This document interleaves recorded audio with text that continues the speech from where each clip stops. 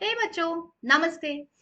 And भाई, जब अब सारी चीजें हो गई, रिविजन्स भी हो गए हैं और अपने अपने पिछले वाले वीडियो में अपने केस स्टडी क्वेश्चंस को कैसे प्रेजेंट करना है ये भी सीख लिया, तो एक लास्ट प्रेजेंटेशन टेक्निक और रह गई और वो है कि अपने डायरेक्ट थ्योरी के क्वेश्चंस को, जहां पर हमसे सीधे डायरेक्ट थ्योरी क्वेश्चंस पूछे जाते हैं, उनको कैसे अटेम्प्ट करना है। तो जल्दी से अपने कॉपी और पेन निकाल करके बैठ जाओ so that you can note this down कि आपको इसे कैसे प्रेजेंट करना है। And the next important thing also, नीचे कमेंट करके जरूर बताना कि आपने अपने राइटिंग प्रैक्टिस और टेस्ट सीरीज में इसको फॉलो करा है कि नहीं।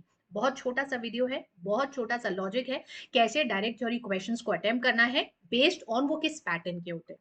अब जैसा कि देख पा रहे हो स्क्रीन पे मैंने लिखा, पहले आते हैं बच्चों वन लाइनर्स। ये वन लाइनर्स क्या होते हैं मैम? वो वैसे वाले क्वेश्चंस जो इन्वर्टेड कॉमास में आते हैं और उनको आपको एक्सप्लेन करना होता है, या लिखा होता है इन light of this statement explain, और आगे उसको आपको कोई ना कोई चीज रहती है जो क्वेश्चन में पूछी जाती है।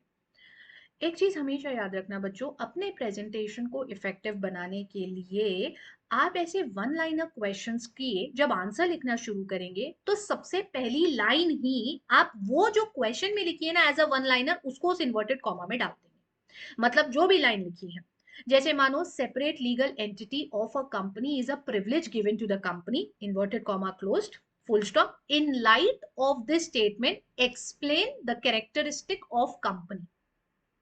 तो अब यही की यही लाइन जो है ना, ये जो इन्वर्टेड कॉमा में लिखी हुई थी, यही की यही लाइन लिख देना और उसके बाद नीचे अगली लाइन से अपना आंसर लिखना शुरू करना, जहां पर कोई भी फीचर या कोई सेक्शन है या कोई केस लॉ है जिसे आप समझा रहे हो। वन लाइनर्स का सिंपल रूल है कि आप उस सिंगल लाइन को सबसे पहले लिखते हैं। फिर दूसरी तरह का जो क्वेश्चन आपसे पूछा जाएंगे वो होंगे डिस्क्रिप्टिव क्वेश्चंस। डिस्क्रिप्टिव क्वेश्चंस जो कि 5 नंबर, 6 नंबर या 7 नंबर में आ सकते हैं। डिस्क्रिप्टिव क्वेश्चंस जैसे कि मान लो आपसे पूछे गए हैं कि भाई आपके जो कॉन्टेंजेंट कॉन्ट्रैक्ट्स होते हैं इनके रूल्स ऑफ एनफोर्समेंट क्या होते हैं, समझाओ, 6 नंबर में पूछ लेते हैं। या क्वाजी कॉन्ट्रैक्ट्स के अलग अलग टाइप्स कौन से होते हैं, ऐसे कोई भी 4 समझाओ या 3 समझाओ या पूरे पांचों के पांचों समझाओ। ये पूरे डिस्क्रिप्टिव क्वेश्चन है।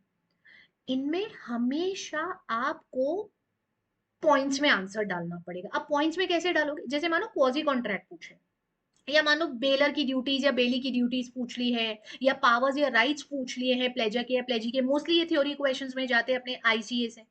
या फिर मॉडल आर्टिकल्स या मेमोरेंडम ऑफ एसोसिएशन के क्लॉजेस कंपनी एक्ट से पूछ लिए, या ट्रू टेस्ट ऑफ पार्टनरशिप में क्या क्या लगता है सेक्शन 6 आईपीए से पूछ लिए, है ना। या फिर अलग अलग तरह के जो रूल्स ऑफ डिलीवरी होते हैं सोगा के, वो पूछ लिए सोगा में से, या rights of unpaid seller against the buyer, या बायर के राइट्स अगेंस्ट द सेलर के। ये सब क्वेश्चंस होते हैं जो थ्योरी में जाते हैं। वैसे हमने ये सारे क्वेश्चंस पढ़े भी हैं, डिस्कस भी करें, और प्री एग्जाम मैराथन यानी आपकी परीक्षा से ठीक एक दिन पहले आपके लिए ना कुछ बहुत ताबड़तोड़ धांसू से सरप्राइज लेकर के आ रही हूँ। 25 चुनिंदा सवाल, वो चुनिंदा सवाल जिसमें केस स्टडीज भी है और डायरेक्ट थ्योरी क्वेश्चन भी है, परीक्षा से ठीक एक दिन पहले। बस आप ये समझ लेना, वो आपके लिए आपकी परीक्षा को पास कराने का एक दरवाजे जैसे है।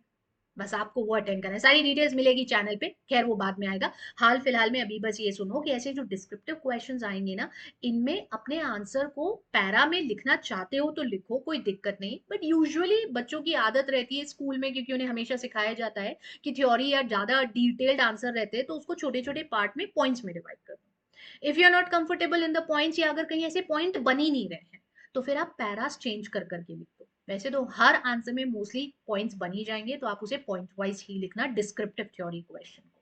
ठीक है। और लास्ट तरह का जो थ्योरी क्वेश्चन में जाता है वो डिफरेंस बिटवीन का क्वेश्चन बनता है। बच्चों, डिफरेंस बिटवीन के क्वेश्चन हमेशा बेसिस के साथ लिखना, हमेशा हमेशा बेसिस के साथ लिखना, अनटिल अनलेस उसमें बेसिस ही नहीं निकले। मैम ऐसा कैसे होता है या ऐसे कब होगा? एक दो सिचुएशंस ऐसी होगी। जैसे इफ यू रिमेंबर नेगोशिएबल में इनकोएट और एम्बिगुअस में, इनकोएट का एक्सप्लेनेशन तो बहुत सारा है और एम्बिगुअस एक लाइन में खत्म हो जाता है जो कि कंफ्यूजिंग है, and it is not clear whether it is a promissory note और a bill of exchange, then the holder can treat it either wise.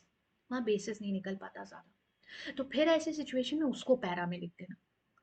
बाकी जो दूसरे डिफरेंस बिटवीन इतने सारे अलग अलग तरह के अपन पढ़ते हैं, जिसमें से एक आधी परीक्षा में आता ही आता है, आपको उन्हें हमेशा बेसिस के साथ ही लिखना है, प्रॉपर लाइन खींचना और स्केल और पेंसिल से खींचना। बच्चों, हाथ से लाइन मत खींचना। आप जो आंसर्स के बाद लाइन खींचोगे वो भी, अगर कोई इंपॉर्टेंट चीज अंडरलाइन करने के लिए लाइन खींच रहे हो तो ये सब बच्चों स्केल से खींचना। हाथ से खींची गई लाइन बहुत अनटाइडी लगती है। It's a big big no, आपकी भाषा में it's a big big red flag. Checker के लिए आपकी आंसर शीट में जितनी गंदगी होगी उतना ज्यादा आपका नंबर गंदा आएगा। साफ बोलती हूँ मैं आपको ये, और हमेशा बोलती हूँ। जो बच्चा रेगुलर बैठ के पढ़ता है मुझसे, वो हमेशा जानता है मैम एक चीज बोलती है, आपकी कॉपी जितनी गंदी नंबर उतना गंदा, आपकी कॉपी जितनी साफ नंबर उतना अच्छा, है ना। And before I and up with this video, एक लास्ट का की ट्रिक, थ्योरी क्वेश्चन जितने पॉसिबल हो पाए अटेम्प्ट करना। बच्चों, आप जानते हो आपका पहला क्वेश्चन कंपलसरी रहेगा, उसके बाद 5 और सवाल होंगे और उसमें से कोई से भी 4 आपको करने पड़ेंगे। अब पहले क्वेश्चन में तो थ्योरी आने के चांस थोड़े कम रहते हैं, मतलब वो चांस आप मान लो कि 90 और 10 का रहता है। 90% चांस है केस स्टडी आएगी। कौन से क्वेश्चन से आती है वो पेपर डिकोडेड वीडियो में समझा चुकी हूँ। आईसीए, कंपनीज एक्ट और आईपी। क्वेश्चन नंबर 1 फिक्स है, आईसीए, आईपी और कंपनीज एक्ट से ही 3 सवाल आएंगे, यानी उसमें तो थ्योरी का चांस कम है। आ गया बैठ गया तो बहुत अच्छा। लेकिन ये 2, 3, 4 और 5, 6, इन पांचों में आपको थ्योरी क्वेश्चन मिलेंगे। कोशिश करना थ्योरी क्वेश्चन में ज्यादा से ज्यादा अटेम्प्ट कर पाओ।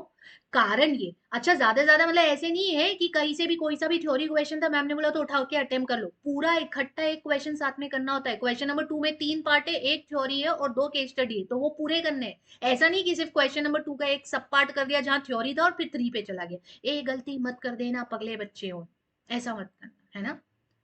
पूरा ही पूरा क्वेश्चन एक साथ करना होता है, या तो पूरा 2 या पूरा 3 या पूरा 4 या पूरा 5 या पूरा 6। ठीक है, तो जितना कर सको उतना थ्योरी क्वेश्चंस को अटेम्प्ट करना, क्योंकि इसमें ना नंबर कम डिडक्ट होते हैं। सीधा सीधा डायरेक्ट डायरेक्ट आंसर लिखना होता है, तो यहाँ पे ना वो फ्लूक कई बार मारने वाली है, तुक्के वाली चीज नहीं होती। कंफ्यूजन नहीं होता कि इसमें ये सेक्शन लगेगा या ये केस लॉ लगेगा या ये कैरेक्टरिस्टिक लगेगी, वो कंफ्यूजन कम होता है।